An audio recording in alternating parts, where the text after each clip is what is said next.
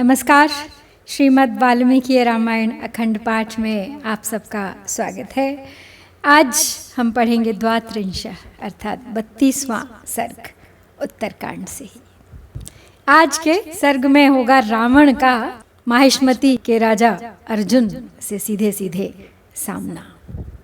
चलिए प्रारंभ करते हैं आज का पाठ और जानते हैं क्या होता है उन दोनों के बीच युद्ध का परिणाम। नर्मदा पुलिने यत्र राक्षसेन्द्रः सदारुणः पुष्पोपहारं कुरुते तस्माद्देशाददूरतः अर्जुनो जयतां श्रेष्ठो माहिष्मत्याः पतिः प्रभु क्रीडते सह नारीभिर्नर्मदा तोयमाश्रितः तासां मध्ये गतो राजा रराज च तदार्जुनः करेणूनाम सहस्रस्य मध्यस्थ इव कुञ्जरः जिज्ञासुः स तु बाहूनां सहस्रस्योत्तमं बलं रुरोध नर्मदा वेगम् बाहुभिर्बहुभिर्वृतः कार्तवीर्यभुजासक्तं तज्जलं प्राप्य निर्मलं कूलोपहारं कुर्वाणं प्रतिस्रोतः प्रधावती। तो नर्मदा जी के तट पर जहाँ क्रूर राक्षस राज रावण महादेव जी को फूलों का उपहार अर्पित कर रहा था, पूजन की तैयारी कर रहा था, उस स्थान से थोड़ी दूर पर विजयी वीरों में श्रेष्ठ माहिष्मतिपुरी का शक्तिशाली राजा अर्जुन अपनी स्त्रियों के साथ नर्मदा के जल में उतरकर क्रीड़ा कर रहा था।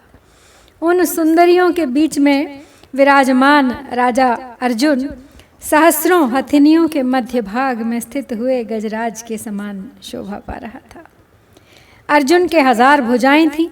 उनके उत्तम बल को जांचने के लिए उसने उन बहुसंख्यक भुजाओं द्वारा नर्मदा के वेग को रोक दिया।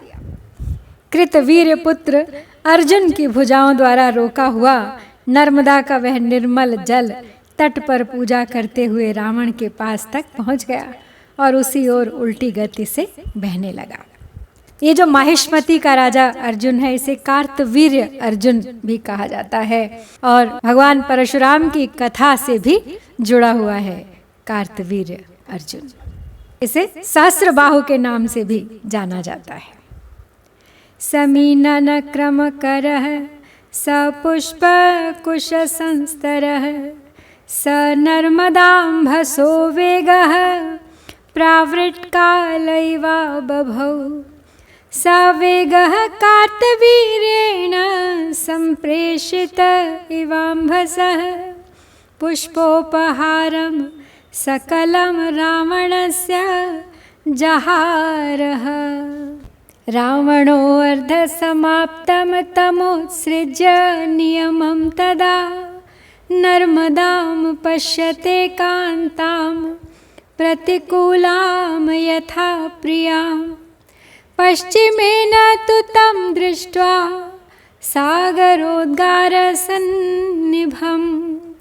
वर्धन्तमम्भसो वेगं पूर्वामाशां प्रवेश्यतु ततो अनुद्भ्रान्तशकुनां स्वभावे परमे स्थितां निर्विकाराङ्गनां भासामपश्यत् रावणो नदी।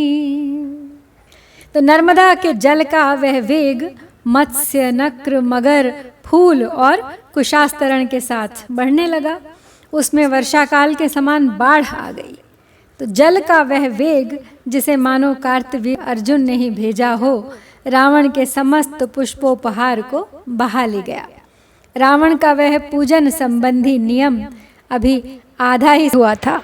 उसी दशा में उसे छोड़कर वह प्रतिकूल हुई कमनीय कांति वाली प्रेयसी की भांति नर्मदा की ओर देखने लगा। पश्चिम से आते और पूर्व दिशा में प्रवेश करके बढ़ते हुए जल के उस वेग को उसने देखा। वह ऐसा जान पड़ता था मानो समुद्र में ज्वार आ गया हो। उसके तटवर्ती वृक्षों पर रहने वाले पक्षियों में कोई घबराहट नहीं थी। वह नदी अपनी परम उत्तम स्वाभाविक स्थिति में स्थित थी। उसका जल पहले ही जैसा स्वच्छ एवं निर्मल दिखाई देता था। उसमें वर्षाकालिक बाढ़ के समय जो मलिनता आदि विकार होते थे, उनका उस समय सर्वथा अभाव था। रावण ने उस नदी को विकार शून्य हृदय वाली नारी के समान देखा। सव्येतर करांगुल्या हिय शब्दास्यो दशाननः वेग प्रभवमन्वेष्टुं सोदिशच्छुक सारणौ तौ तु रावण संदिष्टौ भ्रातरौ शुक सारणौ व्योमान्तर्गतौ वीरौ प्रस्थितौ पश्चिमामुखौ अर्धयोजनमात्रं तु गत्वा तौ रजनीचरौ पश्येतां पुरुषं तोये क्रीडन्तं सहयोषितं बृहत्सालप्रतीकाशं तोयव्याकुलमूर्धजं मदरक्तान्तनयनं मदव्याकुलचेतसं नदीं बाहुसहस्रेण रुन्धन्तं मरिमर्दनं गिरिं पादसहस्रेण रुन्धन्तमिव मेदिनी। तो रावण नर्मदा के तट पर है, नर्मदा की ओर देख रहा है। उसे नर्मदा एक विकार शून्य हृदय वाली नारी के समान प्रतीत हो रही है।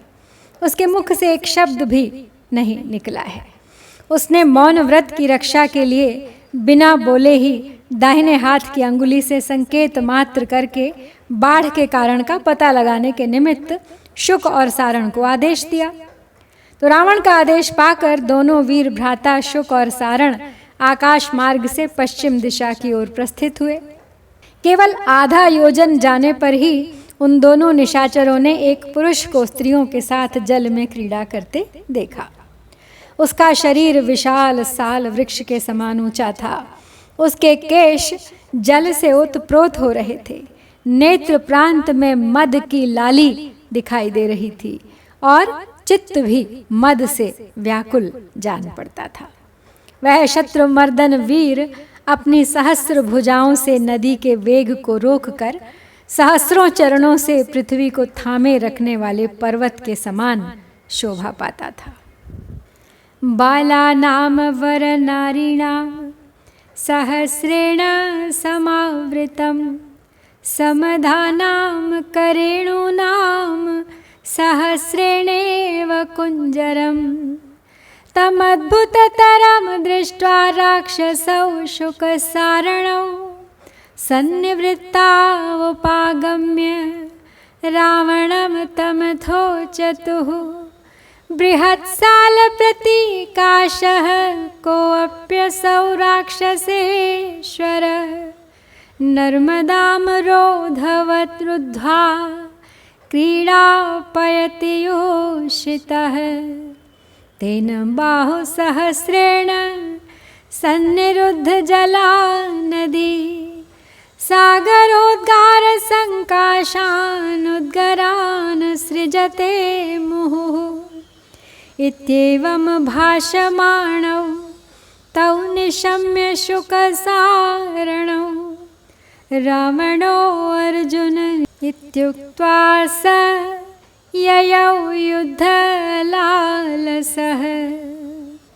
तो शुक और सारण पता लगाने गए हैं बाढ़ के कारण का। तो वो देखते हैं कि नई अवस्था की सहस्रों सुंदरियां एक पुरुष को घेरे हुए ऐसी जान पड़ती थी मानो सहस्रों मदमत्त हथिनियों ने किसी गजराज को घेर रखा हो। उस परम अद्भुत दृश्य को देखकर राक्षस शुक और सारण लौट आए और रावण के पास जाकर बोले, राक्षस राज, यहाँ से थोड़ी ही दूर पर कोई साल वृक्ष के समान विशालकाय पुरुष है जो बांध की तरह नर्मदा के जल को रोककर स्त्रियों के साथ क्रीड़ा कर रहा है। उसकी सहस्र भुजाओं से नदी का जल रुक गया है, इसीलिए यह बारंबार समुद्र के ज्वार की भांति जल के उद्गार की सृष्टि कर रही है। इस प्रकार कहते हुए शुक और सारण की बातें सुनकर रावण बोल उठा, वही अर्जुन है। ऐसा कहकर वह युद्ध की लालसा से उसी ओर चल दिया अपनी पूजा छोड़कर। अर्जुनाभिमुखे तस्मिन् रावणे राक्षसाधिपे चण्डः प्रवाति पवनः सनादः सरजस्तथा सकृदेव कृतो रावः सरक्तपृषतो घनैः महोदर महापार्श्वधूम्राक्षशुकसारणैः संवृतो राक्षसेन्द्रस्तु तत्रागात्यत्र चार्जुनः अदीर्घेणैव कालेन स तदा राक्षसो बली तं नर्मदाह्रदं भीममाजगामाञ्जनप्रभः स तत्र स्त्रीपरिवृतं वासिताभिरिव द्विषम् नरेन्द्रं पश्यते राजा राक्षसानां तदार्जुनम् सरोषाद्रक्तनयनो राक्षसेन्द्रो बलोद्गतः। रावण को समझ में आ गया कि वही अर्जुन है और वो तुरंत उससे युद्ध करने के लिए चल दिया। तो राक्षस राज रावण जब अर्जुन की ओर चला तब धूल और भारी कोलाहल के साथ वायु प्रचंड वेग से चलने लगी। बादलों ने रक्त बिंदुओं की वर्षा करके एक बार ही बड़े जोर से गर्जना की। इधर राक्षस राज रावण महोदर महापार्श्व धूम्राक्ष शुक और सारण को साथ ले उस स्थान की ओर चला जहां अर्जुन क्रीड़ा कर रहा था। काजल या कोयले के समान काला वह बलवान राक्षस थोड़ी ही देर में नर्मदा के उस भयंकर जलाशय के पास जा पहुंचा। वहां पहुंचकर राक्षसों के राजा रावण ने मैथुन की इच्छा वाली हथिनियों से घिरे हुए गजराज के समान सुंदरी स्त्रियों से परिवेष्टित महाराज अर्जुन को देखा। उसे देखते ही रावण के नेत्र रोष से लाल हो गए।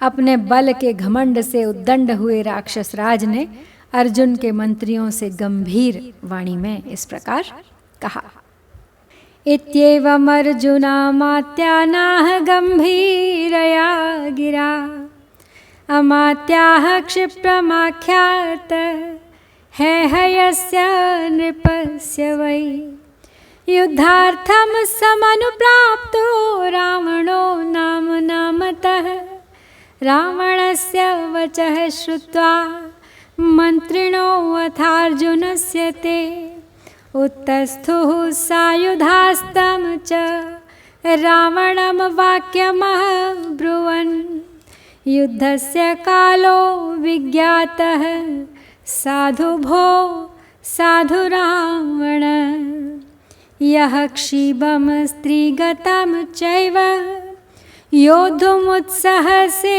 नृपं स्त्रीसमक्षगतं यत्त्वं योद्धुमुत्सहसे नृप वासिता मध्यगं मत्तं शार्दूलैव कुञ्जरं क्षमस्वाद्य दशग्रीव उष्यतां रजनी त्वया युद्धे श्रद्धा तु यद्यस्ति श्वस्तात् समरे अर्जुनम।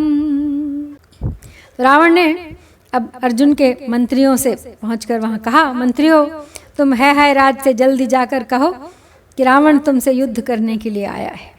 तो रावण की बात सुनकर अर्जुन के वे मंत्री हथियार लेकर खड़े हो गए और रावण से बोले, वाह रे रावण वाह, तुम्हें युद्ध के अवसर का अच्छा ज्ञान है। हमारे महाराज जब मदमत्त होकर स्त्रियों के बीच में क्रीड़ा कर रहे हैं, ऐसे समय में तुम उनके साथ युद्ध करने के लिए उत्साहित हो रहे हो।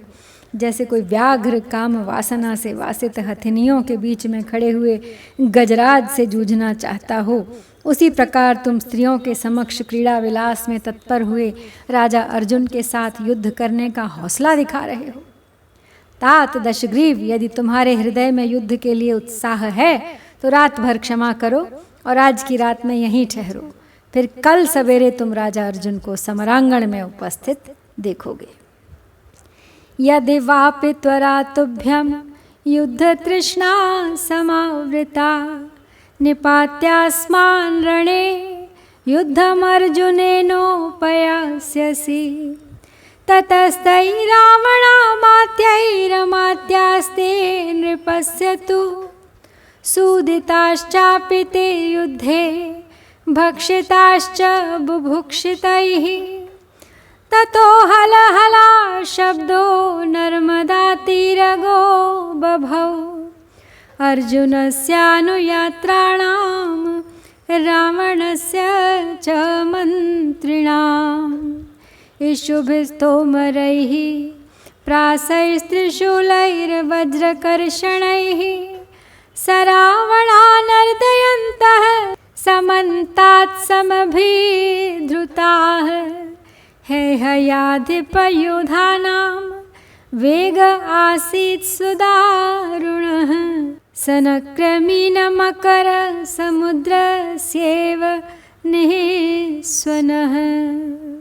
तो कार्तवीर्य अर्जुन के मंत्री रावण से फिर कहते हैं आगे कि युद्ध की तृष्णा से घिरे हुए राक्षस राज, यदि तुम्हें जूझने के लिए बड़ी जल्दी लगी हो तो पहले रणभूमि में हम सबको मार गिराओ, उसके बाद महाराज अर्जुन के साथ युद्ध कर पाओगे। यह सुनकर रावण के भूखे मंत्री युद्ध स्थल में अर्जुन के अमात्यों को मार मार कर खाने लगे। इससे अर्जुन के अनुयायियों तथा रावण के मंत्रियों का नर्मदा के तट पर बड़ा कोलाहल होने लगा। अर्जुन के योद्धा बाणों, तोमरों, भालों, त्रिशूलों और वज्रकर्षण नामक शस्त्रों द्वारा चारों ओर से धावा करके रावण सहित समस्त राक्षसों को घायल करने लगे। है राज के योद्धाओं का वेग नाकों, मत्स्यों और मगरों सहित समुद्र की भीषण गर्जना के समान अत्यंत भयंकर जान पड़ता था। रावणस्य तु ते मात्याः प्रहस्तशुकसारणाः, कार्तवीर्यबलं क्रुद्धा निहन्ति स्म स्वतेजसा, अर्जुनाय तु तत्कर्म रावणस्य समन्त्रिणः, क्रीडमानाय कथितं पुरुषैर्भयविह्वलैः, श्रुत्वा न भेतव्यमिति स्त्रीजनं स तदार्जुनः, उत्ततारजलात् तस्मात् गङ्गातोयादिवाञ्जनः, क्रोधदूषितनेत्रस्तु स तदार्जुनपावकः, प्रज्ज्वालमहाघोरो युगान्त इव पावकः, स तूर्णतरमादाय वरहेमाङ्गदो गदाम्, अभिदुद्रावरक्षांसि तमांसीव दिवाकरः। तो रावण के वे मंत्री प्रहस्त, शुक और सारण आदि कुपित हो अपने बल पराक्रम से कार्तवीर्य अर्जुन की सेना का संहार करने लगे। तब अर्जुन के सेवकों ने भय से विह्वल होकर क्रीड़ा में लगे हुए अर्जुन से मंत्री सहित रावण के उस क्रूर कर्म का समाचार सुनाया। सुनकर अर्जुन ने अपनी स्त्रियों से कहा, तुम सब लोग डरना मत। फिर उन सब के साथ वह नर्मदा के जल से उसी तरह बाहर निकला जैसे कोई दिग्गज हथिनियों के साथ गंगा जी के जल से बाहर निकला हो। उसके नेत्र रोष से रक्त वर्ण के हो गए। वह अर्जुन रूपी अनल प्रलय काल के महाभयंकर पावक की भांति प्रज्वलित हो उठा। सुंदर सोने का बाजूबंद धारण करने वाले वीर अर्जुन ने तुरंत ही गदा उठा ली और उन राक्षसों पर आक्रमण किया, मानो सूर्यदेव अंधकार समूह पर टूट पड़े हों। बाहुविक्षेप करणाम समुद्यम्य महागदाम, गारुणम वेगमास्थाय आपपातैव सोऽर्जुनः, तस्य मार्गं समारुध्य विन्ध्योर्कस्यैव पर्वतः, स्थितो विन्ध्यैवाकम्प्यः प्रहस्तो मुसलायुधः ततो अस्य मुसलं घोरं लोहबद्धं मदोद्धतः प्रहस्तः प्रेषयन् क्रुद्धो ररास च यथान्तकः तस्याग्रे मुसलस्याग्नेरशोकापीडसन्निभः प्रहस्तकरमुक्तस्य बभूव प्रदहन्निव आधावमानं मुसलं कार्तवीर्यस्तदार्जुनः निपुणं वञ्चयामास गदया गतविक्लवः। तो राजा अर्जुन अब युद्ध में आ चुका है और जो भुजाओं द्वारा घुमाई जाती थी उस विशाल गदा को अपनी वो ऊपर उठाकर गरुड़ के समान तीव्र वेग का आश्रय ले तत्काल ही उन निशाचरों पर टूट पड़ता है। उस समय मूसलधारी प्रहस्त जो विंध्यगिरि के समान अविचल था उसका मार्ग रोककर खड़ा हो गया। ठीक उसी तरह जैसे पूर्व काल में विंध्याचल ने सूर्यदेव का मार्ग रोक लिया था। मद से उद्दंड हुए प्रहस्त ने कुपित हो अर्जुन पर लोहे से मढ़ा हुआ एक भयंकर मूसल चलाया और काल के समान भीषण गर्जना की। प्रहस्त के हाथ से छूटे हुए उस मूसल के अग्रभाग में अशोक पुष्प के समान लाल रंग की आग प्रकट हो गई जो जलाती हुई सी जान पड़ती थी, किंतु कार्तवीर्य अर्जुन को इससे तनिक भी भय नहीं हुआ। उसने अपनी ओर वेगपूर्वक आते हुए उस मूसल को गदा मारकर पूर्णतः विफल कर दिया। ततस्तमभिदुद्राव सगदो है हयाधिपः भ्रामयाणो गदां गुर्वीं पंचबाहो शतोच्छ्रयां ततो हतो अतिवेगेन प्रहस्तो गदया तदा निपपात स्थितः शैलो वज्रिवज्र हतो यथा प्रहस्तं पतितं दृष्ट्वा मारीचशुकसारणाः समहोदर धूम्राक्षा अपसृष्टा रणाजिरा अपक्रान्तेष्वमात्येषु प्रहस्ते च निपातिते रावणोऽभ्यद्रवतूर्णमर्जुनं नृपसत्तमं सहस्रबाहोस्तद्युद्धं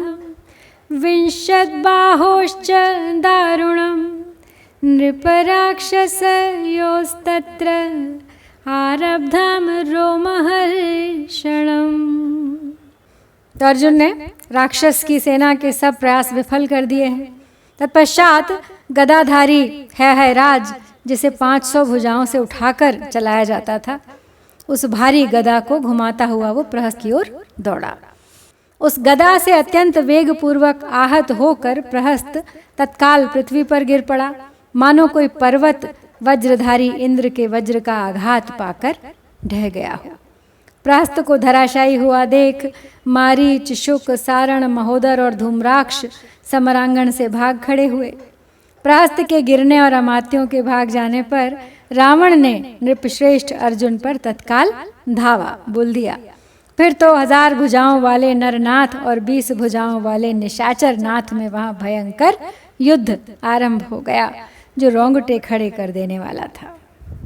सागराविव संक्षुब्धौ चलमूलाविवाचलौ तेजोयुक्ता विवादित्यौ प्रदहन्ता विवानलौ बलोधतौ यथा नागौ वासितार्थे यथा वृषौ मेघाविव विनर्दन्तौ सिंहाविव बलोत्कटौ रुद्रकालाविव क्रुद्धौ तौ तदा राक्षसार्जुनौ परस्परं गदां गृह्य ताडयामास तुर्भृशं वज्रप्रहारान् चला यथा घोरान् विषेहिरे गदा प्रहारांस्तौ तत्र सिंहाते नरराक्षसः। राक्षसौ यथाश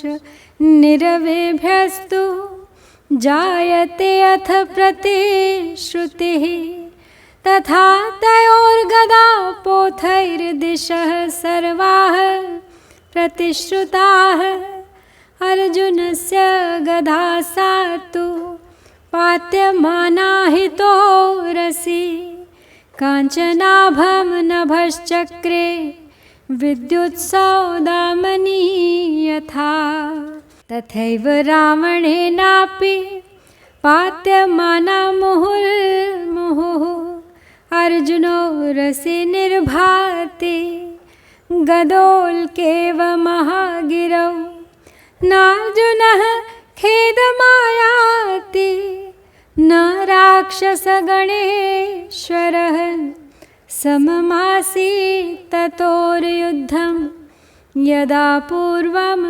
बलीन्द्रयो। अब उन दोनों के बीच जो युद्ध चल रहा था वो रोंगटे खड़े कर देने वाला था।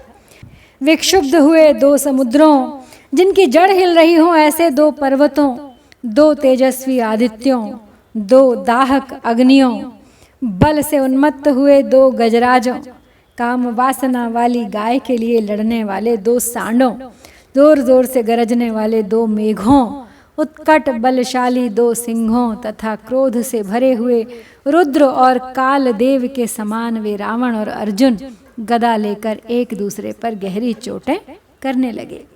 जैसे पूर्व काल में पर्वतों ने वज्र के भयंकर आघात सहे थे, उसी प्रकार वे अर्जुन और रावण वहाँ गदाओं के प्रहार सहन करते थे।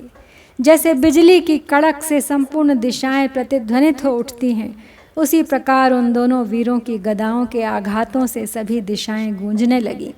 जैसे बिजली चमक कर आकाश को सुनहरे रंग से युक्त कर देती है, उसी प्रकार रावण की छाती पर गिराई जाती हुई अर्जुन की गदा उसके वक्षस्थल को सुवर्ण की सी प्रभा से पूर्ण कर देती थी। उसी प्रकार रावण के द्वारा भी अर्जुन की छाती पर बारंबार गिराई जाती हुई गदा किसी महान पर्वत पर गिरने वाली उल्का के समान प्रकाशित हो उठती थी। उस समय ना तो अर्जुन थकता था और न राक्षस गणों का राजा रावण ही। पूर्व काल में परस्पर जूझने वाले इंद्र और बलि की भांति उन दोनों का युद्ध एक समान जान पड़ता था। श्रृंगैरिव वृषायुध्यन् दंताग्रैरिव कुंजरौ परस्परम विनिघ्नन्तौ नरराक्षससत्तमौ ततोऽर्जुनेन क्रुद्धेन सर्वप्राणेन सा गदा स्तनयोरन्तरे मुक्ता रावणस्य महोरसि वरदानकृतत्राणे सा गदा रावणोरसि दुर्बलेव यथा वेगं द्विधा भूता पतत्क्षितौ स त्वर्जुनप्रयुक्तेन गदाघातेन रावणः अपासर्पद्धनुर्मात्रं निशसाद च निष्टनन् स विह्वलं तदा लक्ष्य दशग्रीवं ततोऽर्जुनः सहसोत्पत्य जग्राह गरुत्मानिव पन्नगम्। तो जैसे सांड अपने सींगों से और हाथी अपने दांतों के अग्रभाग से परस्पर प्रहार करते हैं, उसी प्रकार वे नरेश और निशाचर राज एक दूसरे पर गदाओं से चोट करते थे। इसी बीच में अर्जुन ने कुपित होकर रावण के विशाल वक्षस्थल पर दोनों स्तनों के बीच में अपनी पूरी शक्ति से गदा का प्रहार किया, परंतु रावण तो वर के प्रभाव से सुरक्षित था। अतः रावण की छाती पर वेगपूर्वक चोट करके भी वह गदा किसी दुर्बल गदा की भांति उसके वक्ष की टक्कर से दो टूक होकर पृथ्वी पर गिर पड़ी। तथापि अर्जुन की चलाई हुई गदा के आघात से पीड़ित हो रावण एक धनुष पीछे हट गया और आर्तनाद करता हुआ बैठ गया। दशग्रीव को व्याकुल देख अर्जुन ने सहसा उछलकर उसे पकड़ लिया, मानो गरुड़ ने झपट्टा मार कर किसी सर्प को धर दबाया हो। स तु बाहु सहस्रेण बलाद्गृह्य दशाननं बबन्ध बलवान् राजा बलिं नारायणो यथा बध्यमाने दशग्रीवे सिद्धचारण देवताः साध्वीति वादिनः पुष्पैः किरन्त्यर्जुन मूर्धनि व्याघ्रो मृगमिवादाय मृगराडिव कुञ्जरं ररास है हयो राजा हर्षादम्बुदवन्मुहुः प्रहस्तस्तु समाश्वस्तो दृष्ट्वा बद्धं दशाननं सहसा राक्षसः क्रुद्धो ह्यभिदुद्रावहे हयम् नक्तञ्चराणां वेगस्तु तेषामापततां बभौ उद्भूत आतपापाये पयोदानामिवाम्बुधौ। तो जैसे पूर्व काल में भगवान नारायण ने बलि को बांधा था, उसी तरह बलवान राजा अर्जुन ने दशानन को बलपूर्वक पकड़कर अपने 1000 हाथों के द्वारा उसे मजबूत रस्सों से बांध दिया।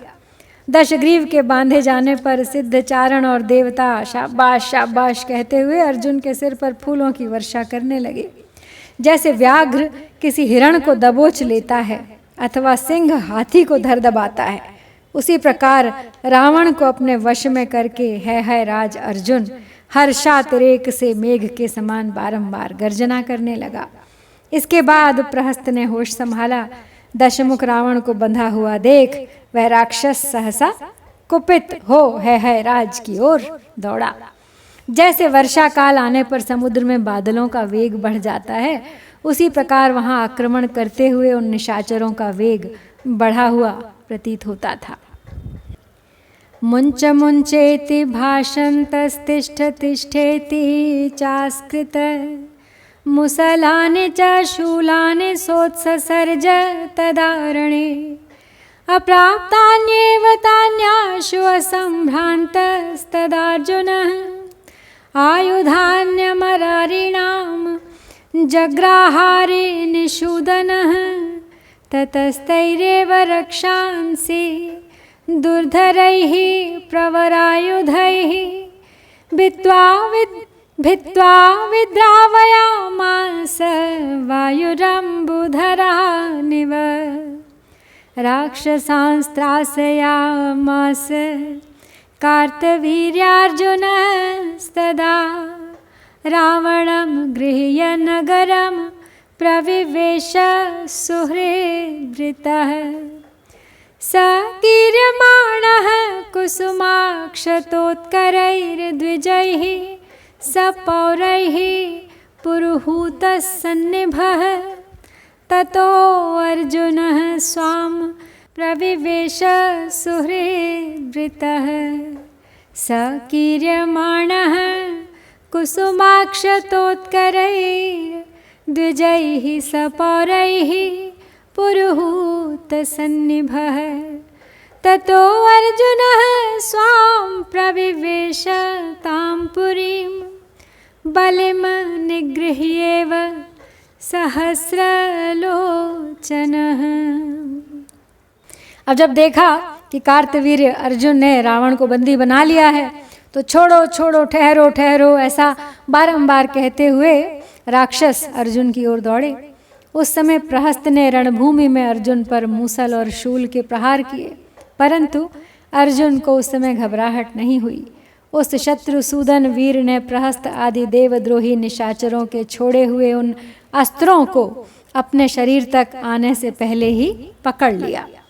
फिर उन्हीं दुर्धर एवं श्रेष्ठ आयुधों से उन सब राक्षसों को घायल करके उसी तरह भगा दिया जैसे हवा बादलों को छिन्न भिन्न करके उड़ा ले जाती है। उस समय कार्तवीर्य अर्जुन ने समस्त राक्षसों को भयभीत कर दिया और रावण को लेकर वह अपने सुहृदों के साथ नगर में आ गया। नगर के निकट आने पर ब्राह्मणों और पुरवासियों ने अपने इंद्र तुल्य तेजस्वी नरेश पर फूलों और अक्षतों की वर्षा की और सहस्त्र नेत्रधारी इंद्र जैसे बलि को बंदी बनाकर ले गए थे, उसी प्रकार उस राजा अर्जुन ने बंधे हुए रावण को साथ लेकर अपनी पुरी में प्रवेश किया। तो श्री राम का प्रश्न था अगस्त्य मुनि से कि क्या उस समय ऐसे कोई वीर पुरुष नहीं थे जो रावण के सामने चेतावनी प्रस्तुत करते या उसको टक्कर देते। तो उसी के उत्तर में अगस्त्य जी ने कार्तवीर्य अर्जुन और रावण के बीच इस युद्ध की कथा श्री राम को सुनाई। अब आगे क्या होगा इसे हम देखेंगे अगले सर्ग में। और यहाँ पर हम श्री वाल्मीकि निर्मित आर्ष रामायण आदि काव्य के उत्तरकांड में 32वां सर्ग पूरा करते हैं। इत्यार्षे श्रीमद् रामायणे वाल्मीकिये आदि काव्ये उत्तरकांडे 32 सर्गः। ओम श्री सीतारामचंद्राभ्याम नमः।